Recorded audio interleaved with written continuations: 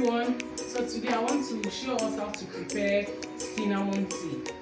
So with me, I have my cinnamon. Yeah, this is cinnamon. So I have my ginger and I have my honey. I usually don't encourage people to use sugar when it comes to preparing natural tea like this. So when you do, you pick up your cinnamon, you wash it, you boil it, maybe in a kettle or in a jug.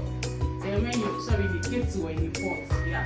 So when you wash it, you boil it very well, bring it down, then you pick your ginger, you grate your ginger, you put small warm water inside so that you can remove the juice.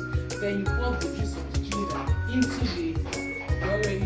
your cinnamon tea. Then you pick your honey, pour your honey inside, a spoon, 2 spoons, 3 spoons, put inside. I don't encourage people to take to put sugar in all this natural tea. You take it first thing in the morning, then also take it last thing before you go to bed at night. Why should we take cinnamon tea? It improves the health of the heart. It also helps with your liver. It reduces inflammation. It helps with hair growth.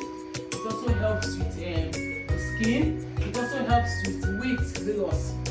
And if you always feel, if you don't have appetite for food, there is food but you cannot eat, this is the best tea for you. Then if you're always feeling fatigued, every now and then you're tired, this is the best tea for you. You know, there are so many health benefits that God has put into these natural things for us. So I'll encourage us and I'll really advise us to take cinnamon tea. I take cinnamon tea. It is very good. You can replace it with all these coffee you usually take in the morning. Then it keeps you active.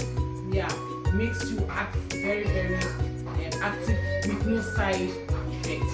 So I encourage each and every one of us to start your day with cinnamon tea and also end your day before you go to bed at night with cinnamon tea.